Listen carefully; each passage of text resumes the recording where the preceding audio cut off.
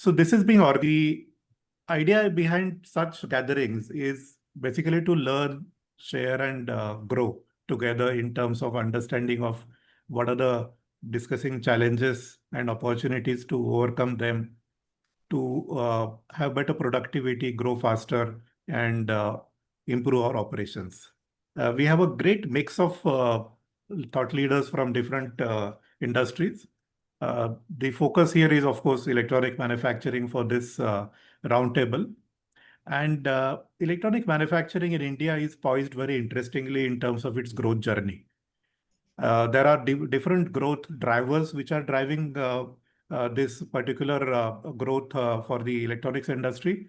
One is, of course, because of government focus on Make in India, the PLI, the Production Linked Incentive Scheme, the Make in India, and of course, investments in new technology. And the user of this electronics, all the sectors, if you see, be it consumer, electric vehicles, automotive, aerospace, defense, or any other smarter factories, industrial automation, they're all the end use sectors are growing very fast, consumer electronics and others. So it is really a right time for us to understand what's happening in the industry and what is basically what we can do to improve our operations and OEE. And that's why we are gathering here today. My small brief introduction is my name is Manish Kulkarni, and I am a co-founder and director of Pro MFG Media, which is a publishing media and consulting organization focused on MFG, which is manufacturing industry across sectors. And a brief introduction I would request everybody to give. I will announce the name and then you are requested to give your brief introduction. We have Mr. Amit Pradhan joining from Dixon Technologies. Amit ji. Hey, hi Manish. Can you hear me? Yes, you're audible. Right. So good afternoon, everybody. I'm Amit Pradhan. I'm serving as a CIO at Dixon Technology.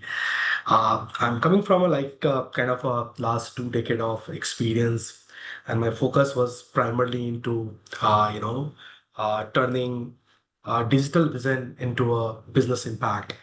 I've led many of the digital large-scale transformations program across supply chain, manufacturing, enterprises operations, and these are the areas.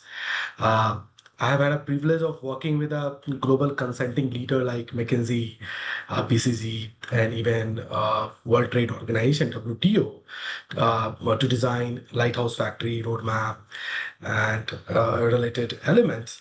One of my program was showcase as a case studies in Ahmedabad. Uh, in my current role, I'm deeply invested in building, the digital first culture. Of course, the AI, everybody is talking. So building the AI roadmap, planning, POCs, and many of the things.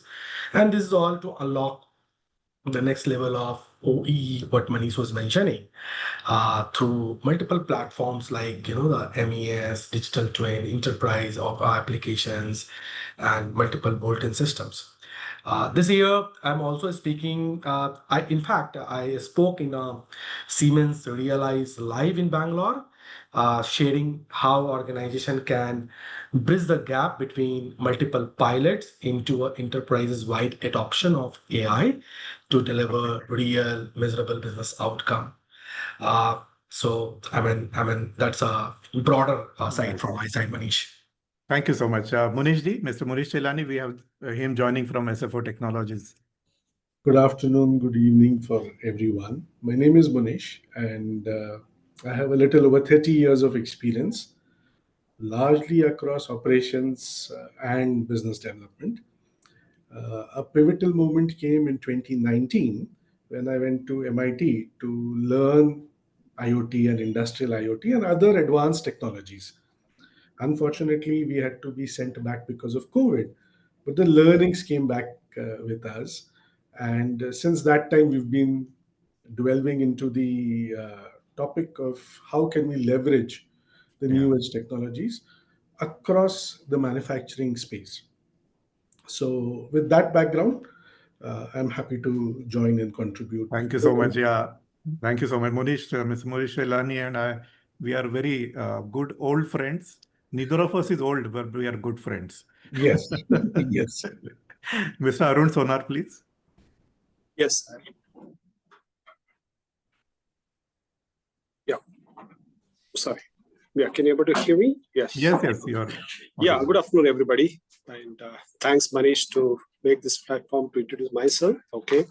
So I'm from Centum Electronics, Bangalore. I'm heading the operations at Centum. So prior to Centum, in fact, I spent 25 years of my industry experience into the operations field predominantly. Like, I work with the companies like GE Electric and Continental Automotive, Varroc Engineering, and Jabil. Okay. And Sant as well. Now I am with the Centum. So predominantly out of 25 years, 18 years I spent across automotive electrons, basically in the EMS domain. Okay, and thanks to everybody to get me introduce myself. Okay, thank you. So over to Manish. Okay, thank you. Thank you, Arunji. Thank you so much. Thanks. We have Mr. Amit Sen from Radhika. So may I request Mr. Sen to please introduce himself. Good afternoon to all, and thanks, Manish, for this wonderful event.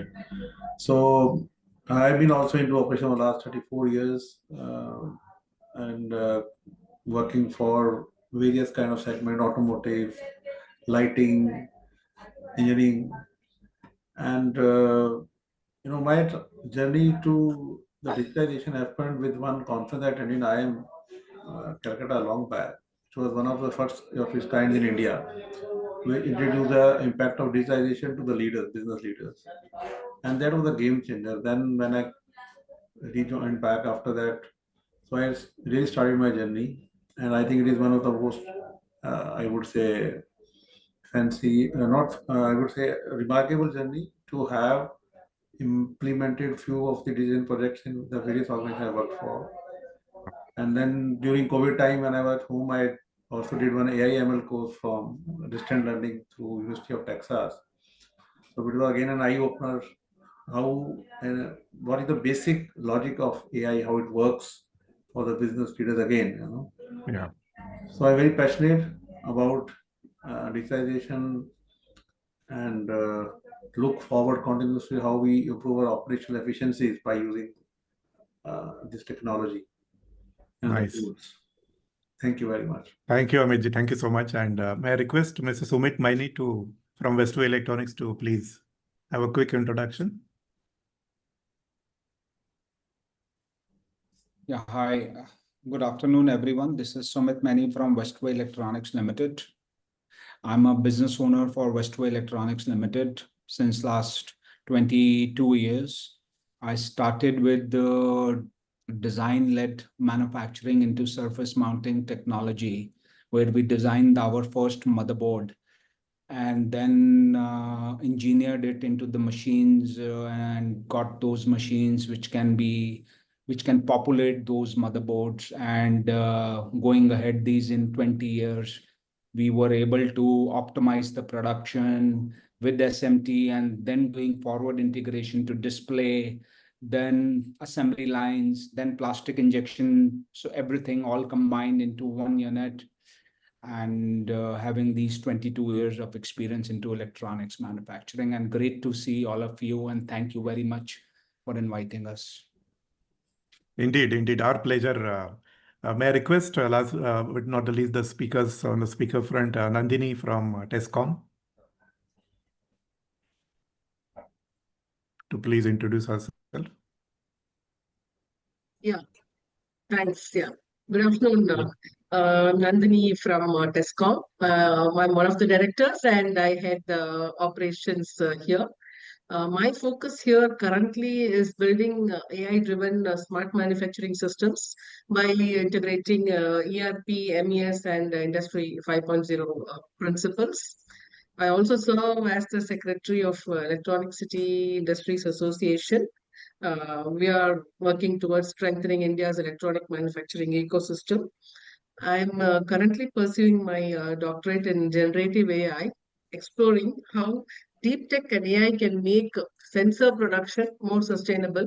Sensors is our focus. So how deep tech and AI can make sensor production more sustainable and intelligent. And I'm deeply passionate about bridging the gap between academia and industry. Thank you. Wonderful. I mean, this is great to know. And We also have two co-founders of metaSmart Industrial Solutions, and I will introduce them briefly. We have Mr. Swarna Banerjee, who is having more than 3 decades of experience and deep understanding of the manufacturing domain, its best practices, challenges, and opportunities. He's very passionate about productivity, and he has led several operational transformation initiatives with impactful business results, not only in India, but also in his stint working abroad. Most recently, Mr. Banerjee was responsible for global manufacturing and supply chain operations for an automotive tier 1 major the electronics division of Forvia or Forasia. Forvia is a new name with a revenue of over 1.4 billion euro.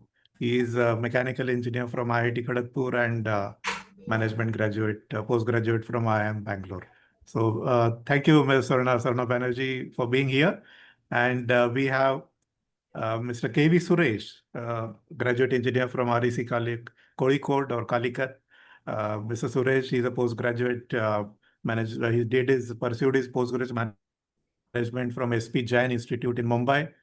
And over his professional journey of over 3.5-4 decades, he has worked across in organizations such as Asian Paints, Bajaj Auto, Visteon, Philips, Motherson Sumi, and so on. Till the end of 2023, that is just 2 years back, Mr. Suresh was the president and head of ZF Group in India. And ZF, as you know, has large operations in India. And Mr.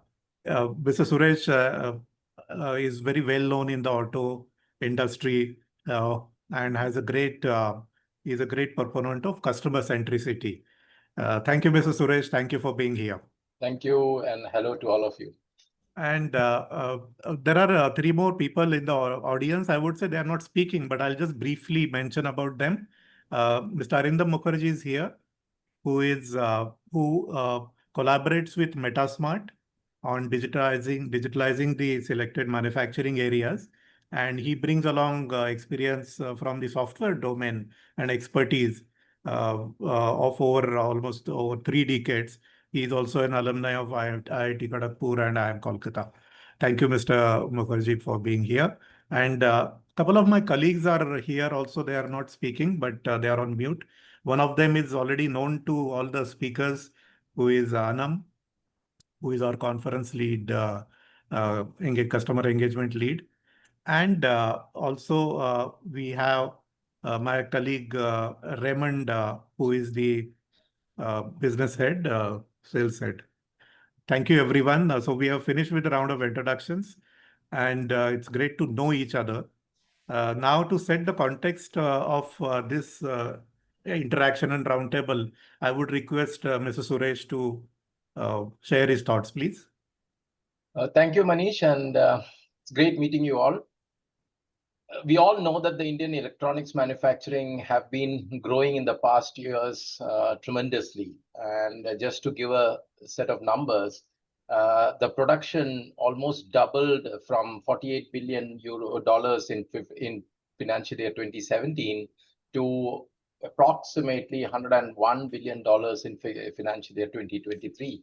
And it is set to reach somewhere between $300 and $500 billion by the year 2030. This is mainly because of one, there has been a demand for electronics thanks to the various digitalization and electronification of almost all the products happening in the market, plus the support which the government is giving through Make in India or the PLIs, etc., which Manish mentioned before. Now, having said so, now that the demand is there and it's growing, what is that we need to look at operations is what we thought we should be discussing. First and foremost is India has been the center of manufacturing, and our strength always was based on the lower labor costs. Now, if you look at the previous decade, you can see that while the advanced nations have been giving increments in the range of 1 to 3%, our increments always went ahead with around 10 to 15%, depending on which industry you are in. This actually narrowed the gap of the labor costs between us and the West, and also with other countries as well.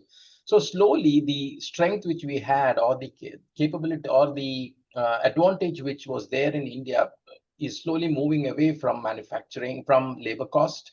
And now the other area where there was always a major concern was the reliability of delivery and quality, which in a way changes, looks into the discipline part of it. Now, the question is, how do we strengthen this area?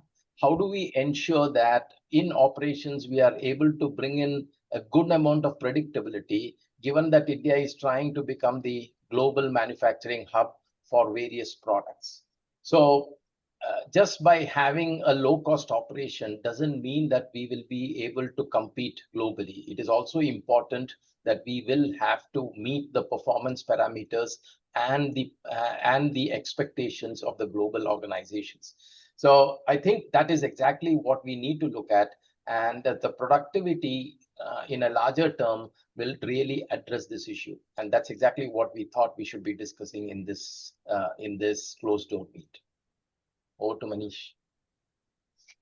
Thank you. Thank you so much, Mr. Suresh, for setting the context. Let me begin by asking some questions to the panelists.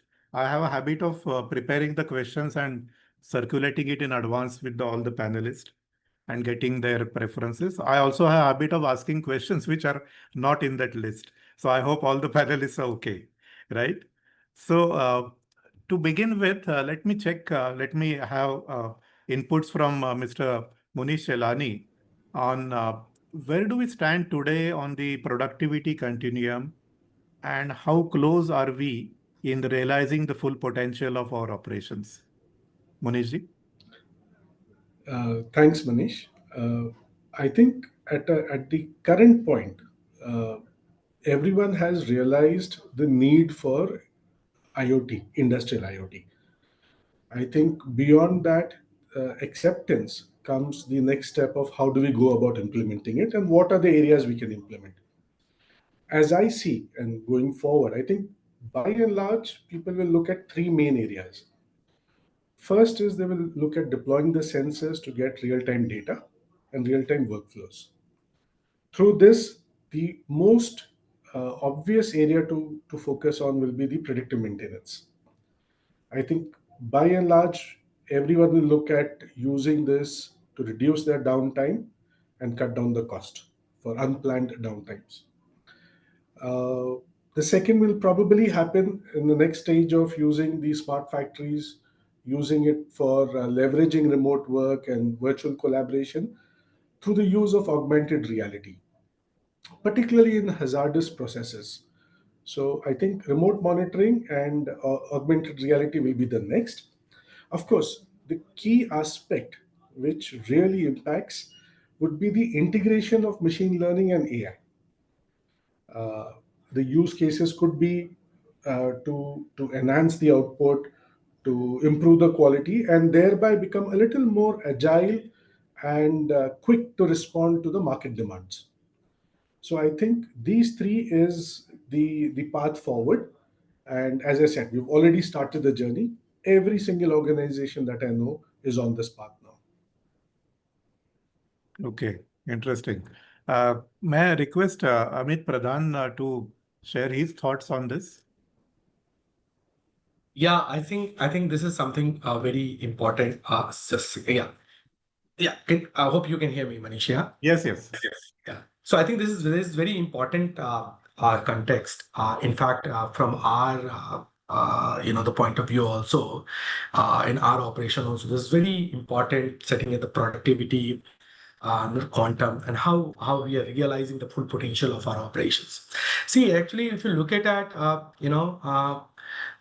Make in India boost, electronic manufacturing, and that also in our niche kind of a product portfolio like mobile manufacturing, laptop manufacturing, and all. Uh, Most of the organization, in an Indian context, if I talk about, sitting in an inflection point on the productivity continuum perspectives. Many of the organization digitizing and automating and in our case also, it is delivered a noticeable gain.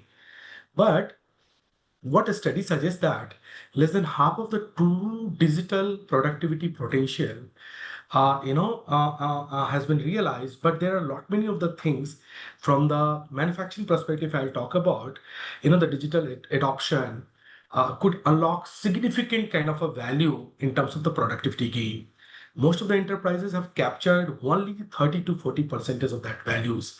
That is what many of the studies from the Big Four and these are being reflected. I'll tell you an example. I got a chance to look at the global electronics factory in Germany, which is coming up through digital adoptions and the true digitization, and from that perspective, enabled of embedded AI, IoT, real-time data orchestrations, all these things has significant created, and in a span of significant number of years, let's say almost kind of a decade, they have come up with, from the starting point to today point, almost 1400% kind of a productivity improvement, which is a real huge case. And almost 99.9% is the quality rate.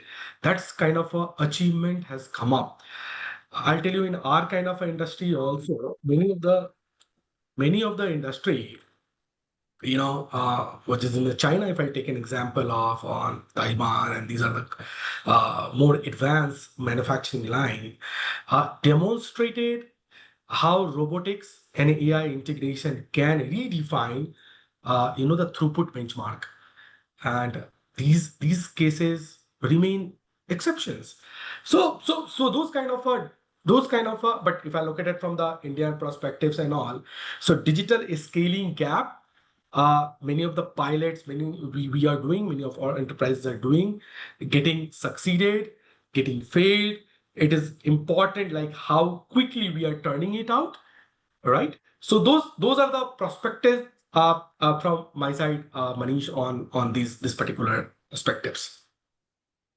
Okay, that's very interesting. I will come to Mrs. Sumit Maini, and both of you gave very interesting responses. And the first one reminded me of something which I came across: digital transformation definition of three C's. Connect, collect, and correct. So I think Munishji mentioned about predictive maintenance and connecting sensors and collecting data and correcting the process. My question to, rather, I would just slightly have a follow-up question to Mr. Sumit Maini on this, building on what we have heard. Could you share how this gap or rather this productivity gap translates into business impact, and whether in terms of costs, throughput, or overall competitiveness? Yeah, sure. So Manishi, this impact has a huge impact on our bottom lines. So say, for example, if we are capturing the data from the sensors, wherever the data is coming from, be an AI, be a robotics, and through the humans. So finally, the data is coming. And if the data and productivity are, the business impact on that is on the higher cost. So basically our cost goes up, our bottom line goes down. So any cost on more labor hours for any assembled board, which goes up. So that gives us higher cost. That gives us, if it gives us lower throughput, because we are not able, we have more changeovers, we have problems due to feeders, we have problem due to anything, that gives us lower throughput. And then again, it gives us again hits on the bottom line. And plus overall, the efficiency of the world is 85%. And if we are able to, if all this data can improve us on the overall efficiency level by 10%, according to us, that can have a huge impact on the total profitability of the company and the operating cost. That's my take.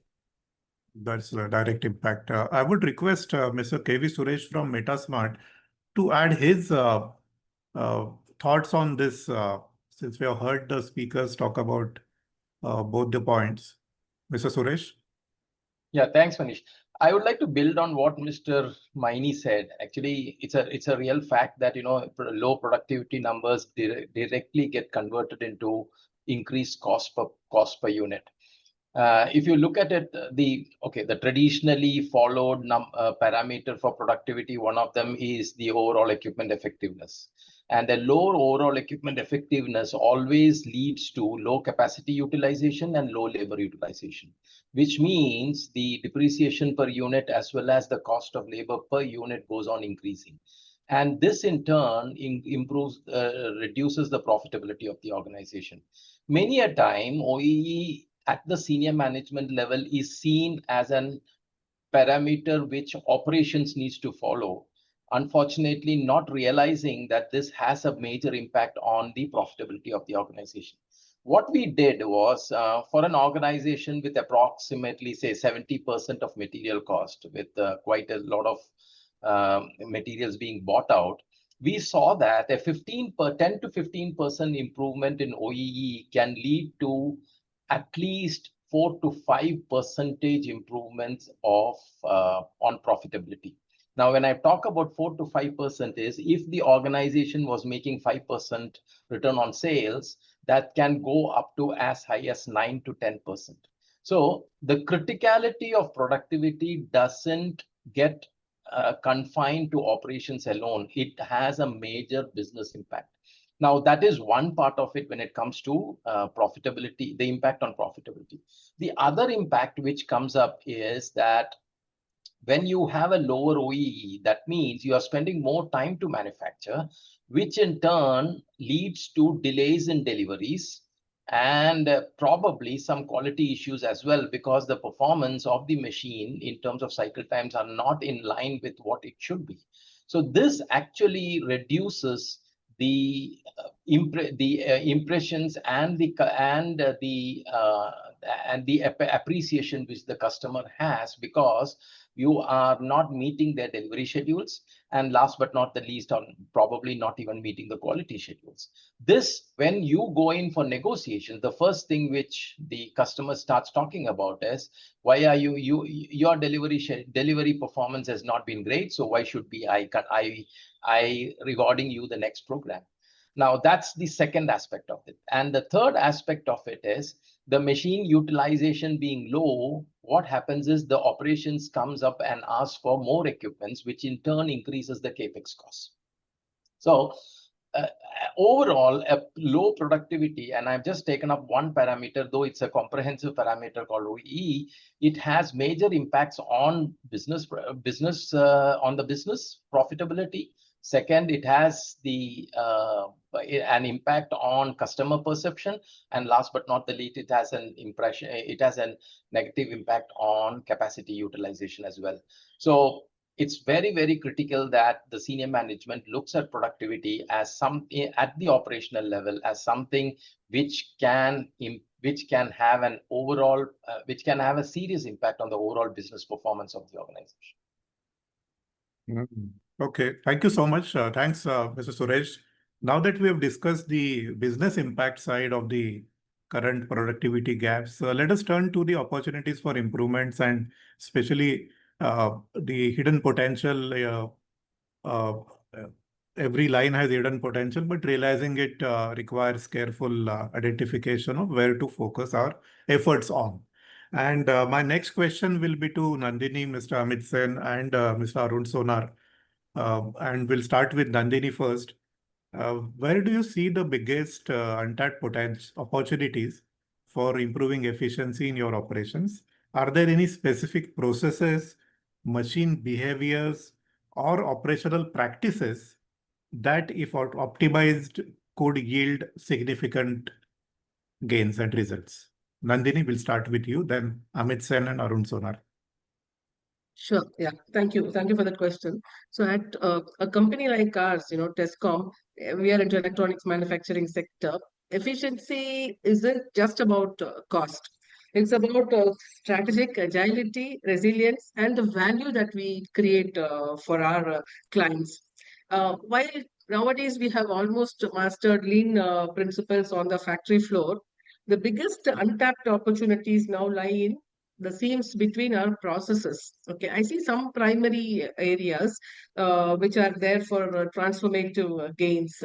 So one is having the digital thread. So there's a lot of data available here and there, but then the digital thread needs to be kind of, the fabric has to be generated in such a way that everything gets connected. This is the foundational opportunity, I would say, towards digitization and making our MES successful. We have data with the ERP, and we have data with design and engineering, and in the shop floor also. And finally, there's a lot of data from the quality and testing. The untapped potential is weaving this data together to bring out better results. The second area I would say is on moving to predictive operational intelligence. Most of our machines tell us something when they're broken down, or we get reactive about it. So moving to predictive side of action is the second immediate opportunity that I would see. Currently, what is needed is having some kind of integration about the SPI and the AOIs which work in silos. So kind of we can bring all the data from the SPI and the AOI together, and the system would learn as to the precise SPI signatures that lead to future AOI failures. So this integration is very, very important. Though we are working on it, we have done a bit of it, but still it's not fully utilized. And sometimes we work with rule-based AOIs. Rather, I would say we have to move on to this. Third point I would say is the augmented workforce, enhancing human expertise with AI. So there is a team which works on AI in the whole company, but then there are teams who don't know what exactly is happening, and they just blindly follow whatever has to be done without knowing the vision of the company or the vision of the production flow. So this has to get weaved, and this has to be brought down to everybody's understanding. So today, in short or in summary, I would like to say that the low-hanging fruit of efficiency is gone. And the next frontier is not only about bringing individual processes faster and more efficient, but about making our entire operation intelligently connected. Connected and integrated and augmented workforce. Very well said, Nandini ma'am. Thank you so much for your inputs. Mr. Sen, I would request you to add your value to this question, please. Yeah, thanks, Manish. I would still fundamentally start with OE. The real-time OE measurement with the real-time data is the key for very foundational improvement in the productivity in any process, whether it is a SMT line, whether it is any plastic injection molding line, or whatever we may say. The foundational is that if we work at each machine, each equipment, then it ties down to a mega improvement.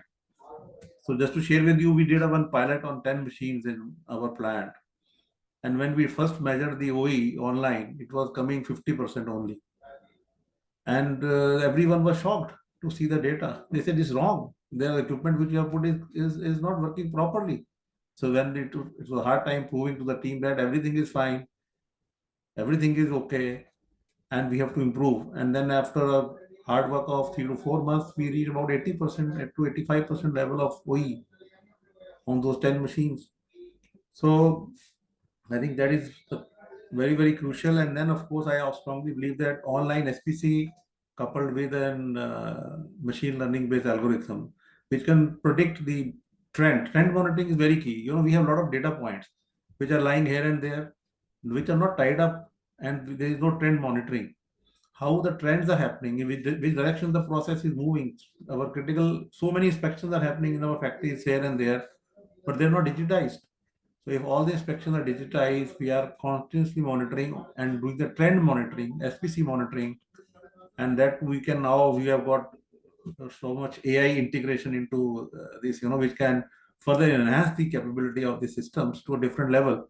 So I think we can really target very high level of productivity and very high level of quality. And I think these two are the foundational for any manufacturing setup when it comes to the manufacturing cost of manufacturing and meeting the international standards of productivity, quality, or cost. So that's my say on it.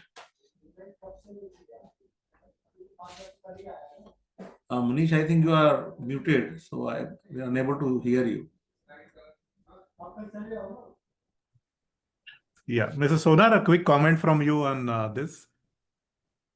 Yeah, I second with Nandini and other gentleman. Only thing my say here is so many when it comes to electronic manufacturing, I take predominantly SMT line.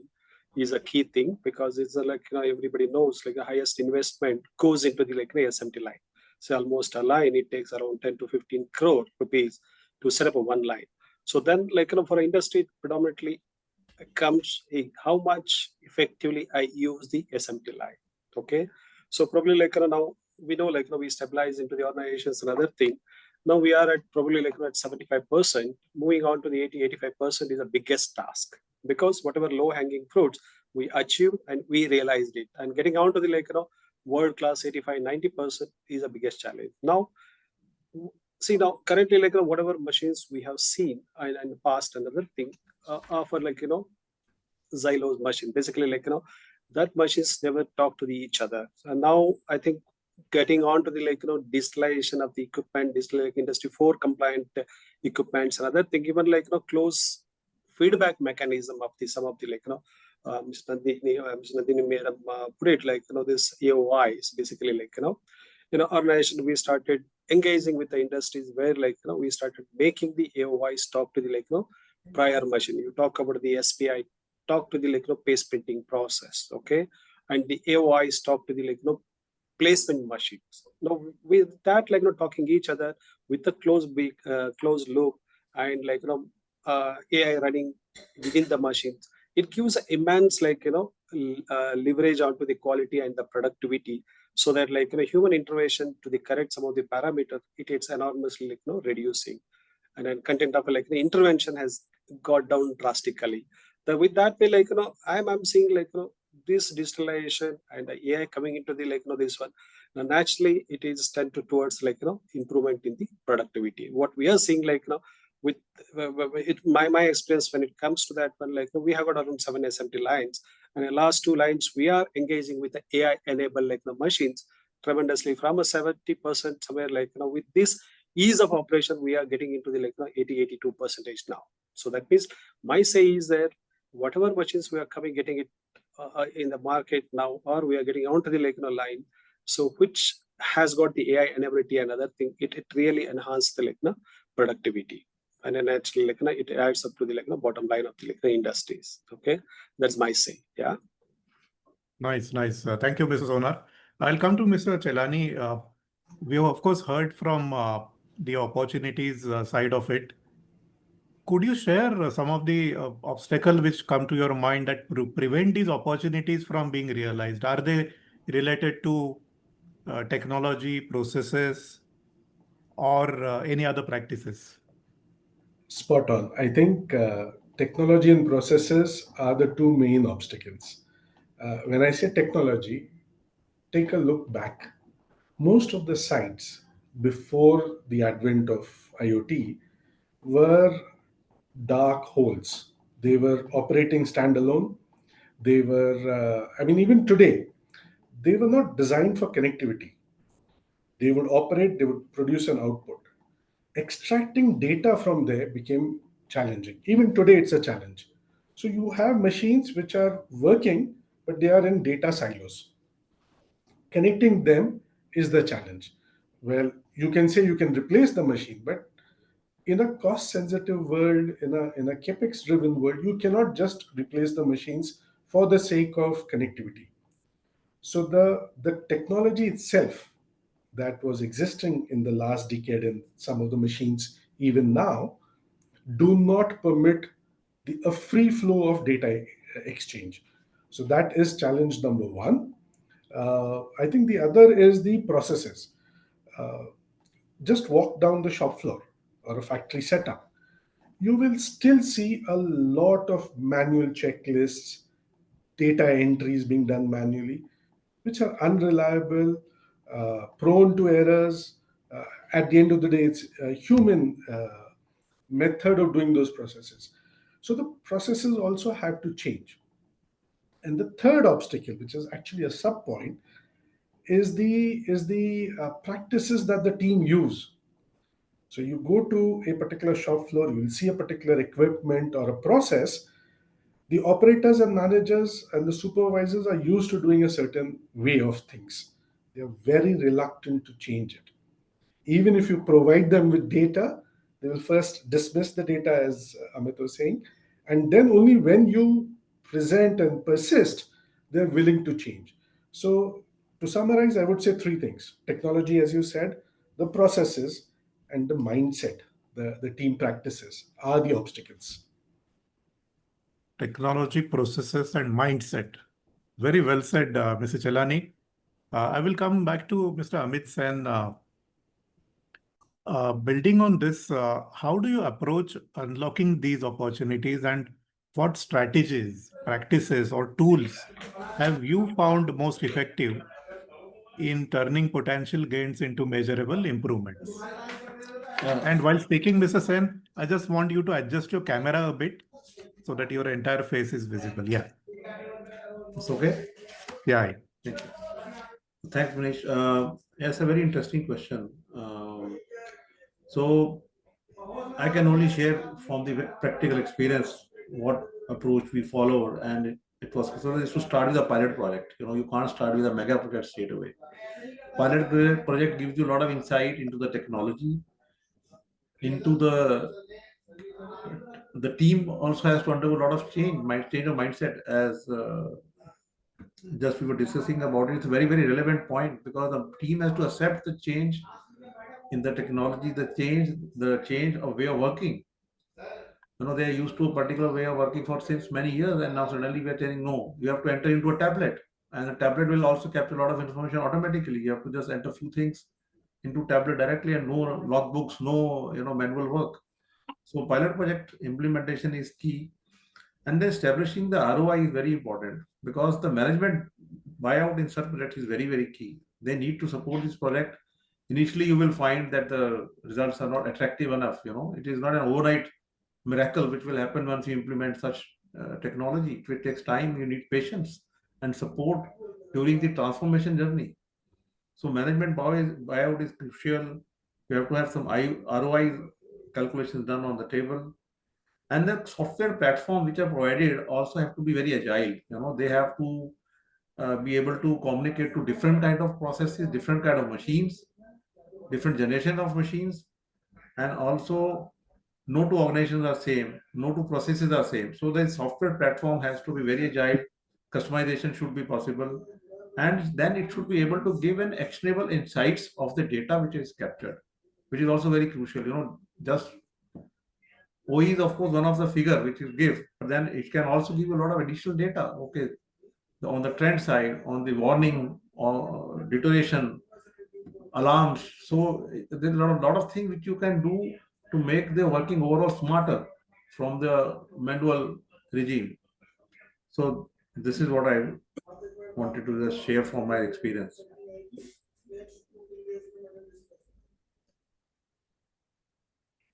Manish, you are again, I think, muted. Please. I'm so sorry. Yeah. Thank you, Mr. Sen. Thank you so much for giving your inputs. I would come to rather request Mrs. Swarna Banerjee to add his thoughts on. We have heard the leaders speak on these challenges, overcoming opportunities, unlocking potential. How do you ensure these improvements are sustainable over time? Could you add some more on what we heard so far on this question, Mr. Banerjee? Yeah, thanks, Manish. So, definitely all the points, okay, Amit talked about, okay, are quite relevant. I would basically at this point, okay, maybe make a couple of points, okay. One is about the strategy. We are talking about the strategy to unlock, okay. Now, strategy is nothing but which levers that you want to pull, okay. Now, in my experience, I have seen there are a couple of issues which are overlooked, okay, especially when it comes to electronics manufacturing and SMT.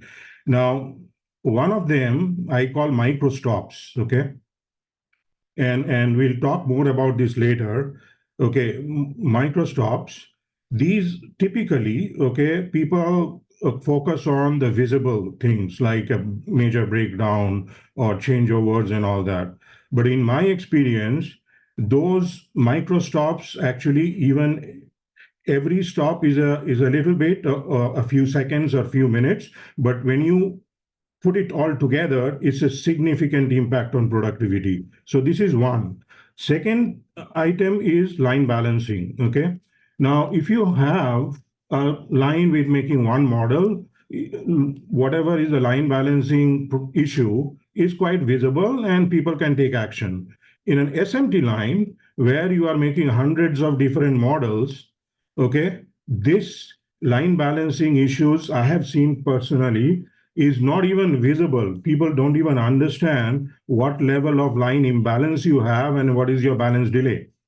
So I see these two as two untapped opportunities which are there. Now, coming to that's about the strategy as to which levers to pull. Now, another part which is more about the process and the tools. See, we have this data, insight, action, and impact continuum. Okay.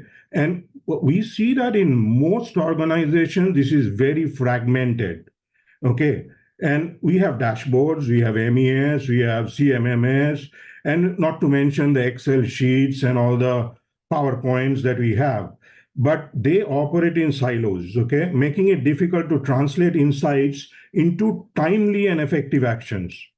Okay, the answer is basically not to build a boil the ocean kind of platform, okay, which claims to be doing everything but delivers very little. Okay, my thing would be that what you really need is a process-focused end-to-end application, which will take you from the problem all the way from problem visibility to problem resolution. So these are a couple of points that I wanted to make at this stage. So thank you. Thank you, Manish. Thank you so much, Mr. Banerjee, for that input. We have explored, of course, the opportunities for improvement and how companies approach unlocking them. Technology, process, mindset. We heard different leaders highlight these points. Despite widespread adoption of I'm coming to the MES, the manufacturing execution system, which sits between the shop floor and top floor, many operations still struggle to achieve the full productivity potential. And my question to Nandini, starting with Nandini, and then I'll ask the same question to Mr. Amit Pradhan and Mr. Arun Sonar, is from your experience, why have traditional MES platforms not been as effective as expected in boosting productivity? And a follow-up question is, are the challenges more about the system design, usability, integration, or adoption? Nandini? Yeah, sure. First and foremost, I would like to say that it is because of the adoption challenge. Okay, there are lack of business objectives. We don't set any KPIs as to what we really want from these MES systems. Rather than setting those KPIs, we think that we are going in for the MES either because some customer wanted us to be more digitized or something like that, and that's how it starts. So that's where there's a big challenge of adoption and a challenge of change management also. Traditional MESs are often they are engineered as rigid process-oriented process enforcing systems traditionally. So if somebody designs this, we just adopt and buy them only because some customer or somebody wants us to buy that. They are imposed on the frontline workforce who see this as a burden to their additional day-to-day work. The adoption failure is directly linked to the system design and the usability. Sometimes many platforms are built in such a way that to get one result out, they have to make 10 clicks. Keep on changing screens and they have to go and achieve somewhere. Very, very menu heavy interfaces, which kind of makes it tiresome for the operators to use it. Because of this, they start either giving some kind of wrong data or lesser amount of data. So finally, we don't get the fullest impact of it. So we can still talk about the cost and other things which are the underlying factors. But basically, even if a company is willing to spend on it, these are the factors because the company themselves don't define the KPIs right across the table and make everyone understand that and work towards that. workforce generally see this as a kind of a burden. So traditional platforms were made for engineers and engineered for engineers only, not for the operators to be used this. So it's more about making a agile, user-centric layer of operational intelligence, which makes it very exciting for the operators. Once they understand that this is what it leads them to, I'm sure they will show interest and start operating it in a very excited manner. Otherwise, I see that they are very tired and lethargic to use it. So this is where the vision doesn't align and we fail because of that. Misalignment of vision and okay, they see it as a Yes, hurdle rather than aid as a ready tool. So Mr. Amit absolutely. Pradhan and followed by Mr. Arun Sonar on this point on the MES. Yeah. So Manish, I think this is a very relevant questions for us. In our kind of operation, we are working on a multiple different kind of MES. Some of the COTS product, what we have enabled for some of the line of business. Some of the our in-house developed MES, that is what we have that we are carrying since a long period of the time. But what we are looking at is, the traditional MES perspective I'll talk about. So it was primarily built as a transactional systems, the just tracking and traceability perspectives, which is good at a capturing event. But now, as we shift and we need more advanced, we needed to look at the architecture, so needed to look at which can enable not just a tracking and traceability perspective, but also, not as much of mature for enabling insights, connecting with the entire the entire architectures. So if I talk about not only MES has to be integrated with the PLM, PDM, MES, many of the IoTs related stuffs to create a 360-degree insights for the managements. Now, specifically, we have mentioned some of the parameter like, design, usabilities, and all those perspectives. So, so if I specifically talk about the traditional MES perspective, so as I mentioned, it designed for capturing a transactional events and all. So, of course, the architecture becomes more the monolithic, it is unable to flex with evolving process or industry shift. In our kind of again operations, we shift the product significantly. We are manufacturing features phone, then a smartphone, and then a smartphone get into the fold phone, and there's so many of the different the processes get changed very frequently. So this architecture has to be strong enough to adopt those things quickly to help the business operations. Second perspectives, of course, the usability perspective, operator standpoint of view, if you look at the MES, just not has to be looked at the tracking and compliance tool, rather than it has to be a productivity enabler. So we must need to go as per the best in class UI and UX. The poor UX drives work around like a spreadsheet and all. This create a complexity, and then people will move on to that particular part. As I mentioned, integration perspective, ERP, PLM, IoT, AI systems, creating a lot of silos data. So this is a struggle, the legacy MES, if I talk about. Adoption, of course, many of the things which we look at like, underutilized and all. So we must have to be look at so best in class MES, which should be intuitive dashboard, and these kind of things has to be come up a low code kind of a platform, so that we can drag and drop and can enable the processes and new steps to add on to it. We also have to look at the cloud native architecture to scale it fast, scale down as per this. And the more important part is operator first design. That is very important from the change management perspective. So these are some of the proving and more effective part, Manish, what we are. Thank you.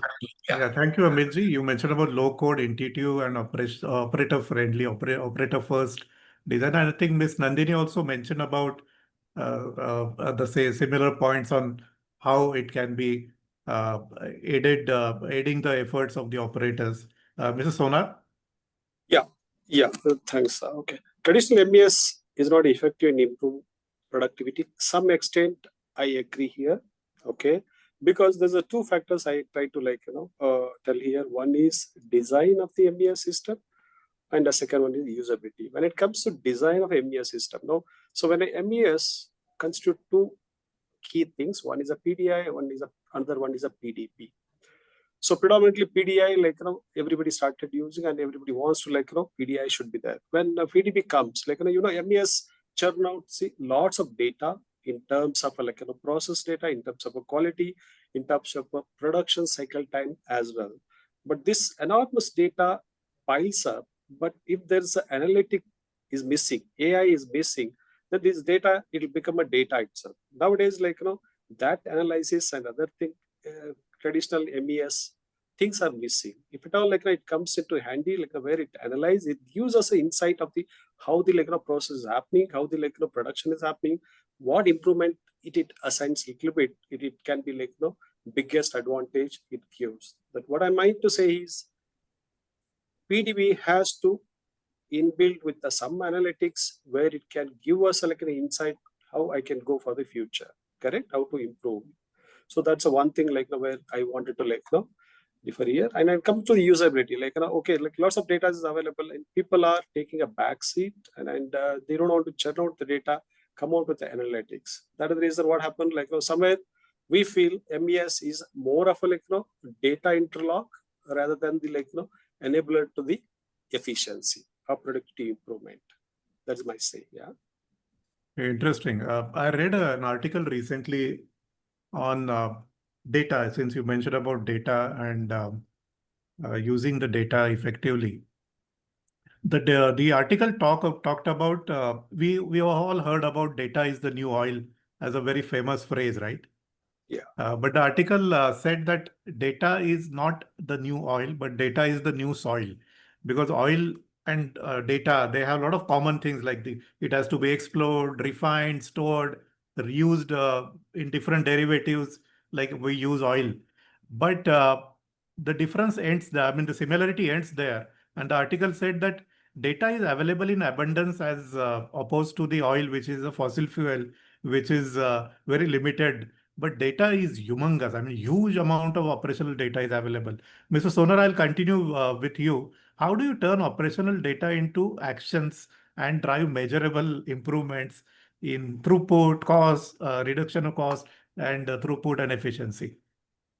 Yeah, as I said earlier, okay, now that's what when the data is abundantly available, and then we are trying to in fact we started journey towards putting analytics through the external agency, or bring out something which is add on to the current, where we can churn out the data, come into the actionable items. Okay, so let me take some of the qualitative data. It comes out from the UIs and other thing. Okay, so as I said earlier also, and these are machines are AI enabled. It gives us some insight, and then it gives an input back to the placement machine and the printer. Okay, with that way we are getting into the improvement mode.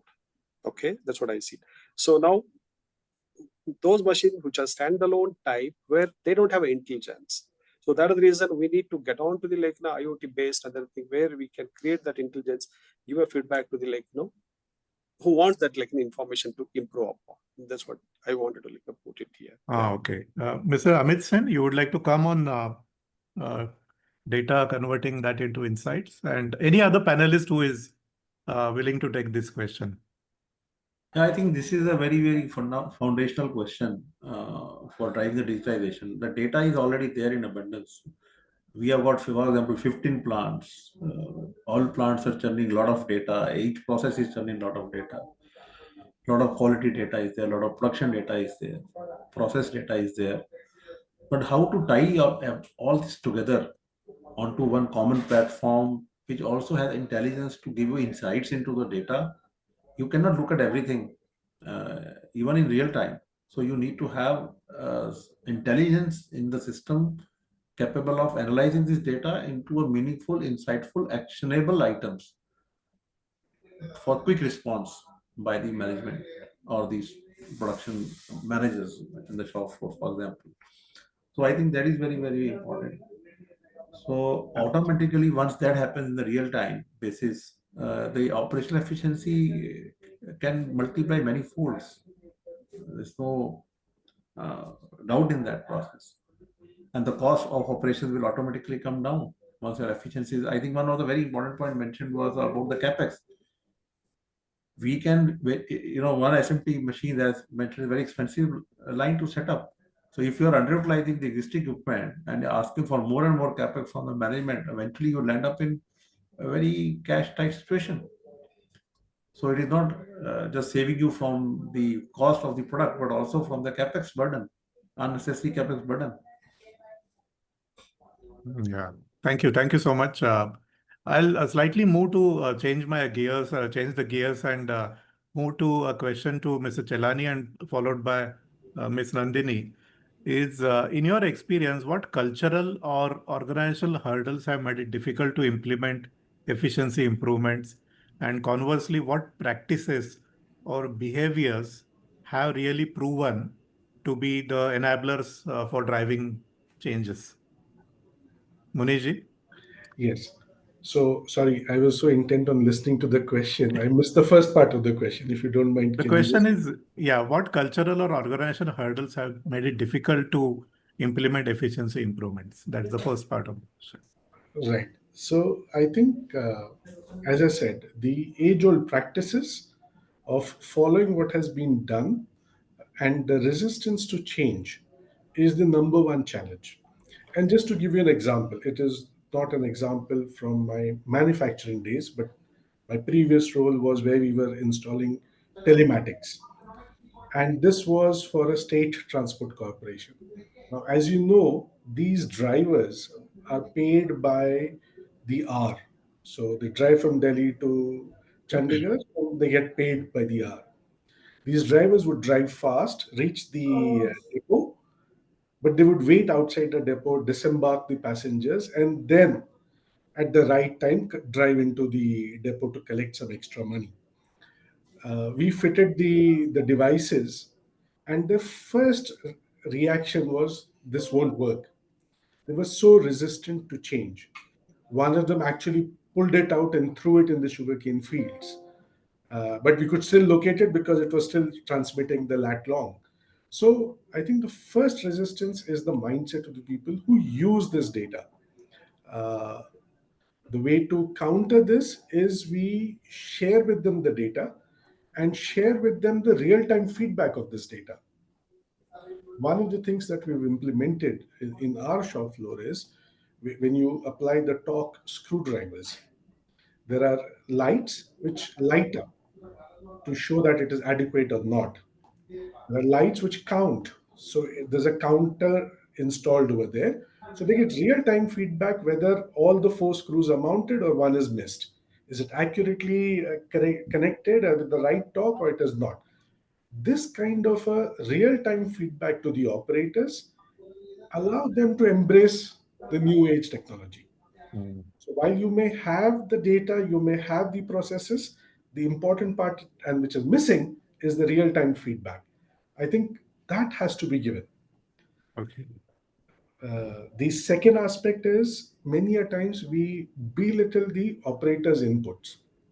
If you spend time on the shop floor and the production area, the operators are the best placed to give inputs as to how to optimize, how to improve, what data do they need. It's very easy for us as practitioners and executives to come back and say, this is what you should do. But actually, it's the operators who will tell you the real challenges, the real monitoring that needs to be done. So I think somewhere we need to also handshake and be open to receiving these inputs from the actual operators. Okay. Interesting. Nandini ji, your quick views Yeah. on this, and Sure. I move to the other question then. Yeah. For a company like ours, which has grown from being very small and from a proprietorship to private limited and still growing, here, the hierarchical decision-making mindset is something that affects this, where there is very strong respect to the seniors. So the youngsters who have who are the bright minds, but still kind of have one step backward with the strong feeling of respect.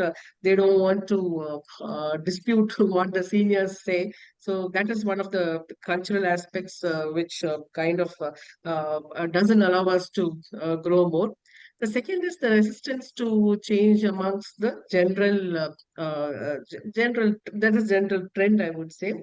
And the other is the short-term mindset, as to always we are looking at the short-term goals as well as the short-term what we have to reach in that particular month or so. We're not looking at what we want to do 2 years down the line, or how we are going to have the company properly set 2 years later. So that's also one of those. And the last I would say is fear of being accountable. So because of the accountability fear, I think there is a little bit of resistance towards growing towards efficiency. Yeah, well said. Well said, Nandini. Thank you so much. I will move to my last question, and this is for all the panelists to answer in a crisp and maybe a one-liner or a couple of sentences. I'll start with Amit Pradhan. The question is, looking ahead, what is that one capability which you would like to develop to improve the effectiveness of the operations to achieve business outcomes? So I think one and the very important, everybody is talking about the AI nowadays. So AI certainly is going to be the impactful capabilities. We certainly, everybody would like to explore and mature in more effective way in a coming time. So real-time AI-driven prescriptive decision making embedded in our operation, and especially in our kind of operation, the Make in India EMS company, speed, flexibility, cost efficiency, and these are the critical differentiator. And I'm sure AI-driven perspective can help us a lot in that context, Manish. Thank you so much, Amitji. Mr. Sumit Maini. I would like to say on this that the culture of the organization, improving the culture. We have a lot of data, we have a lot of AI, everything coming. The employees who are taking action, is the culture on that employees that they really take action on the ground and do it. That is what Bestway is known for, and that is what I am been training all my team throughout. Have that culture in. Culture, very interesting. Mr. Amit Sen.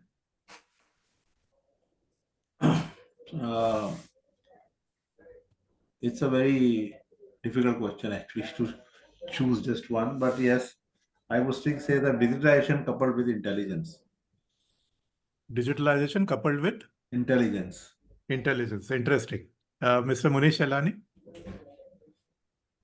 One of the things that I always worry about is my decision making. Whatever we take as a decision, is that going to enable a faster throughput? Is it going to enable a more higher output? What I would ideally like to see is a simulation of the reality, so that I can simulate whether my decision is going to be correct or not.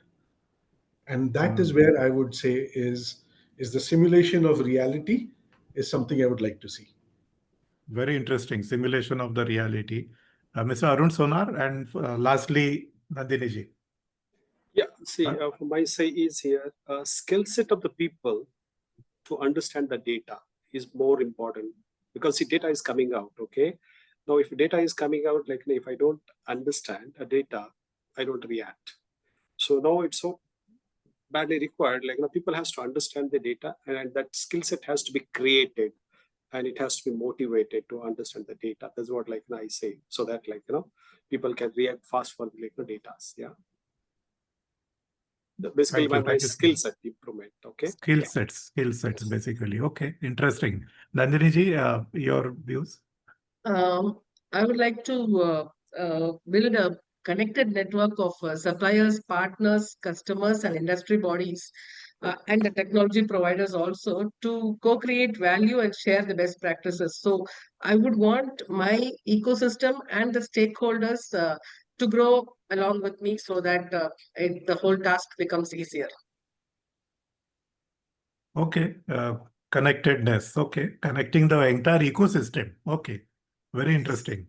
So thank you so much. We have heard about the capabilities, what are most needed. We have heard about the challenges and opportunities and possibilities. Uh, now, one question remains, which I will come to Mrs. Varna Banerjee to, is how do we make this real on the shop floor? And if you could share your first-hand experience in addressing these challenges and practical insights on how digitization and digitalization and integrating these tools can bridge the gap. Mr. Swarna Banerjee, over to you.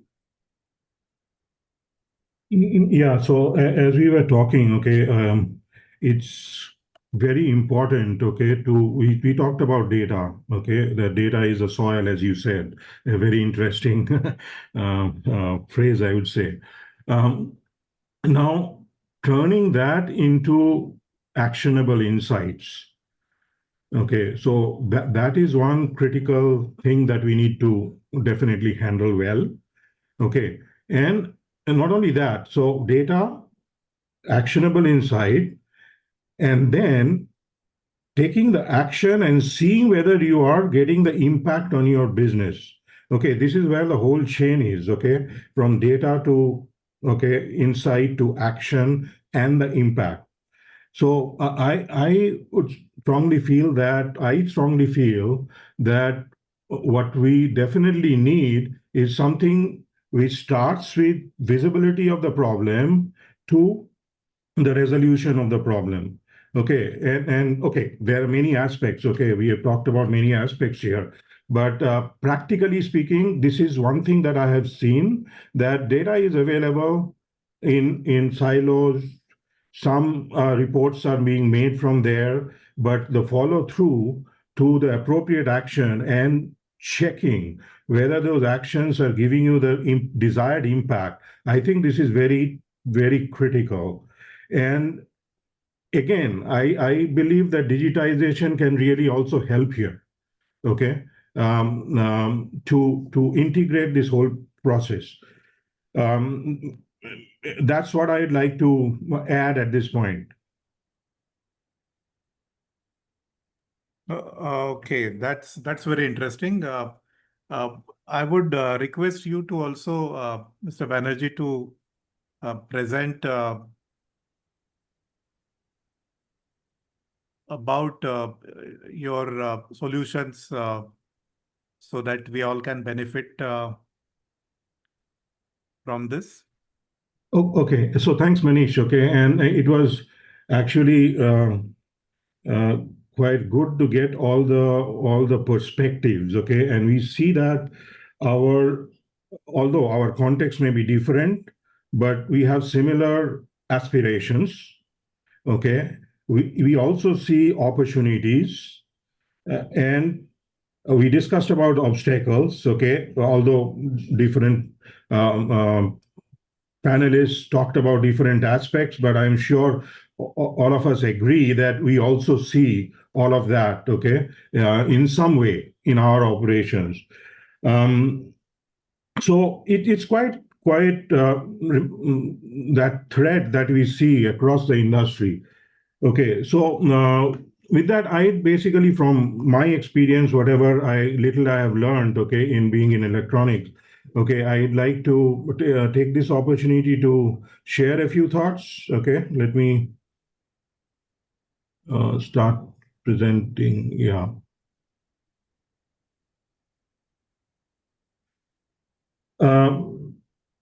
Yeah, it's visible, sir. Yeah. Yeah. So a quick word about okay, our company. Okay, at metaSmart, okay, our focus is discrete manufacturing, and to start with, okay, we are focused on electronics, and even within that, right now on SMT.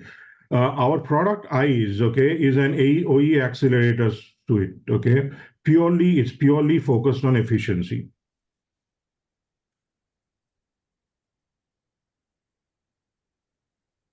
Okay, so we believe that most SMT lines have untapped, okay, has hidden potential, and at least in our experience, 30 to 40% untapped capacity.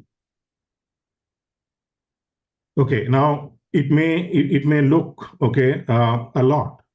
Okay, but before I go ahead, I must tell you that I have been in manufacturing for 33 years. Out of that, around last 16 years in electronics. However, this realization or the insight, if I may call it, came to me only around 2022. Okay, I was responsible for the global operations for a significantly large automotive electronics player, and we were just coming out of COVID and the semiconductor crisis. And there was a large backlog to fulfill with all our customers.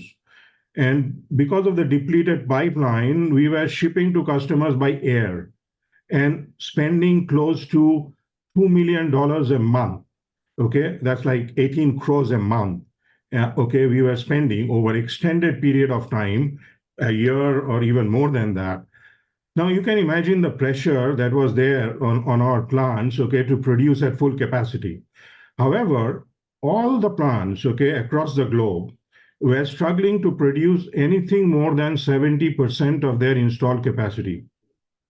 Now, I literally spent days and weeks standing on the shop floor to understand why.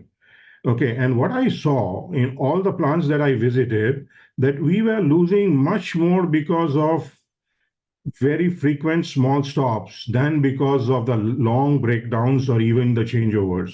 Okay, each of these small stops can be a few seconds, few minutes, as I mentioned earlier, but because of the high frequency, they add up to a large production loss. And I'm sure any of you who have stood beside the SMT line for a few minutes, or you would have seen the same thing. Now, from that time on, okay, I started to look for a solution for these microstops. In Japanese, they call these chokote. But I really did not find any such solution in the market. Okay, and that is when we decided to start to develop a solution. And we have implemented, okay, so the opportunities, okay, now out of that 30 to 40%, 20 to 30% is losses because of microstops. And the graph that you show here is actual one of our, okay, we have implemented this in a couple of companies, and this is a 4-month summary of the stops of the losses in that company. Okay, as you can see, the microstop is the biggest amount. And where do we today focus? We focus on breakdowns and changeovers. So, and this is hidden, okay? It is not recorded, it's not reported, and no actions are taken. Okay, I see this as a huge opportunity for the industry. This is one. And I also, as I mentioned, around 10 to 20% losses because of line imbalance. And this is also data from a real company. And graphically, you can see, okay, they have actually, it's a very complicated line. They have 12 modules, pick and place modules in that line. It's an O-shaped 2-lane line. And you can see that some of the machines are operating at 48 seconds, around that, and other machines are around 35. So there's a gap of 13 seconds, which is 27%. So half of these machines are just idling. Okay, so the industry is focusing on breakdowns. Today, there were a lot of discussion about predictive maintenance. Okay, now, but if predictive maintenance is only for breakdown, I don't know about your industry, but my experience in multiple companies, breakdowns are around 5% of your total production time. Okay, changeovers maybe 5 to 10%, depending on the complexity, how many model complexity, etc. High volume, low volume, high mix situation, or the opposite. But this one is nobody is really focusing on this. Okay, now going ahead. Okay, so basically, eyes, okay, our solution, okay, we say that it can help you to see the invisible, but we have the standard things, right? Like the production status, OE, like any dashboard we'll have, okay? But what we have, okay, is details, okay, which very few MES and these things get into. Real details of cycle time analytics, like you can visualize the microstops, okay? You can see the line imbalance. You can have more detailed cycle time statistics, okay? You can see the trends, etc. So, and one important thing maybe is also the decision about the standard time. How do you do it today? Is it really based on machine data? Or is it, okay, that somebody already put a 10-15% cushion on the ideal time, and you are calculating all your OE based on the already inflated, okay, standard time? Okay, so apart from all that, obviously these are very specifics to any digitization will have these kind of benefits. Okay, we talked about it, real-time updates. Okay, it saves valuable time for employees, improves accuracy, improves transparency. Okay, exposes true potential. All that is any digital tool will have these advantages. Now we show, okay, there is a problem, but why, what is the problem? What's the root cause? So a high level view, okay, where you can see the big losses by machine, by model. You can see the details, okay, including the microstop, not just the breakdown, including the microstop. Okay, what are the root causes? And one important thing you all realize, okay, in SMT line is a multiple machines connected together. It's a transfer line, and any one machine stops for some time, it has impact on the other machines. Okay, so there's a cascading impact, and because of that cascading impact, the microstops become such a big killer. Okay, we have details of occurrence tables, the trend, etc. So very precise capturing of production loss, focus on the top issues because you have the Pareto ready-made. Nobody is have to collect data and do it. It all comes from the machine data. Okay, and these are pick and place machines. Okay, we just are doing all this from the machine logs. Yes, and especially when you talk about SMT and pick and place, especially the microstops, a major part of it, okay, I won't hazard a number, but it will be close to 30% to even 50% of those microstops actually happen because of pickup issues, okay, which I pick up or recognition kind of issues. No, so it's very important for us to understand, okay, and I think someone mentioned this already, which are the top feeders, okay, which are having problems, which are the top components which are creating the problems, which are the nozzles which are creating problem, and some of this you typically get, okay, in as part of the machine the software which comes along with the machine, but what you don't get is that, okay, you have three elements here, okay, the feeder, the component, the nozzle, but which all three elements were there in one pickup, but which one was the culprit? Okay, we have analytics, okay, kind of a heat map, which basically can tell us, okay, for this, the feeder is a problem, okay, and here the nozzle is a problem, okay, so that kind of analytics. So so these are the kind of things which are there, okay. Now, coming back to that untapped potential, 30 to 40%. Now, okay, eyes is our tool, but I'm not basically talking when it's only eyes. Any solution which has similar capability, okay, will help you improve OE. Okay, let's say by 15 to 20%. Now, many of you mentioned, yes, we are at 50, but we went to 75. Some of you even mentioned we are at 85. But if you really do it from the machine data, you may find that, okay, it may be quite eye-opening, okay? So a 15 to 20%, let's say you have a 15% increase in OEE, and I think Suresh earlier talked about it, and I think Sumit also talked about it. 20%, what does it translate to, okay, in terms of the bottom line? Okay, you can look at it various ways. 15% increase in OEE means 20% reduction in CapEx. It means a 25% increase in output, okay? It means a 17% reduction in operating costs. And okay, these numbers are calculated based on a typical, okay, electronics manufacturing where assume around 70% is material cost, okay? And in some cases it'll be higher, in some cases maybe slightly better, but on an average. And importantly, and this is, I think, why it is so important, 4.7 percentage points increase in EBIT. And when I say percentage points, okay, just to clarify, it means that if you are at 5% today, it will take you to 4.7.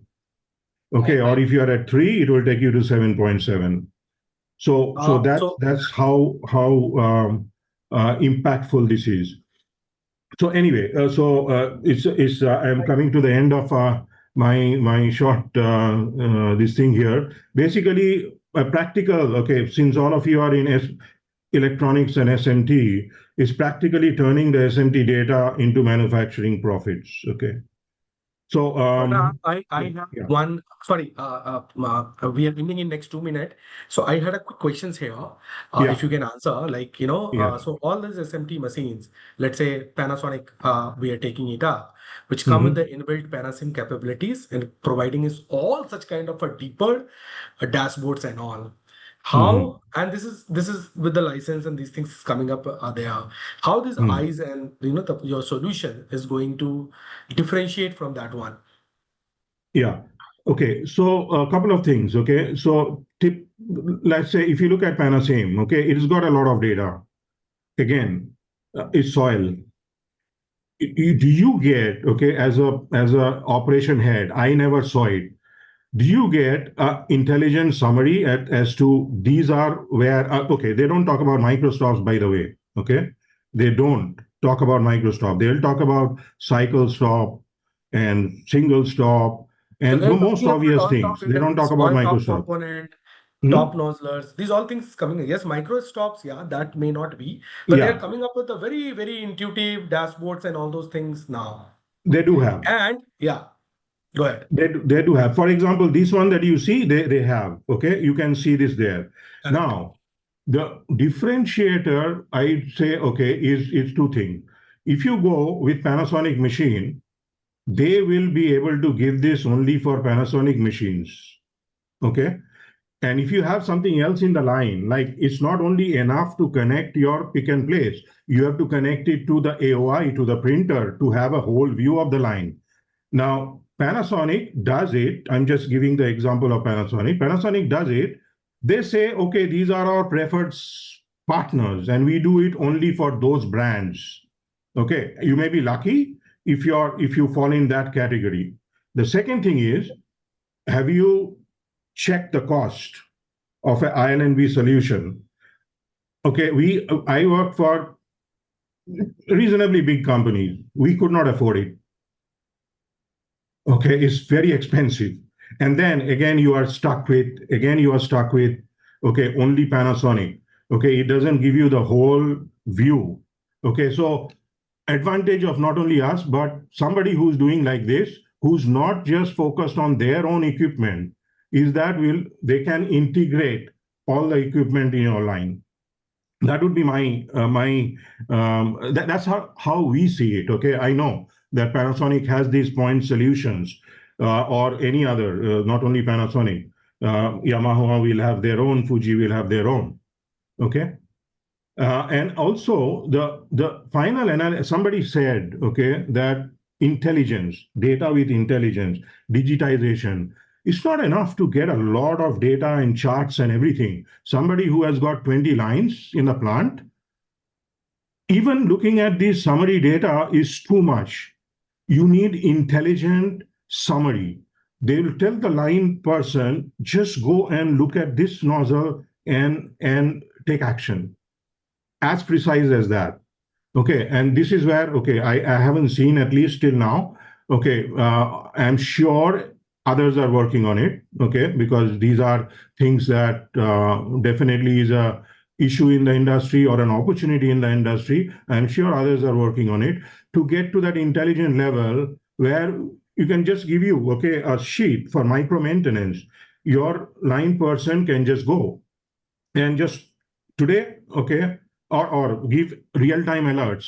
At least I have not seen, maybe I'm not saying that they have not implemented. In some places they have real-time alerts. If some feeder is creating problem, do you get a real-time alert? Does the maintenance guy get a real-time alert? Like that. Okay. Descriptive kind of a thing. Absolutely. Very Yeah. interesting.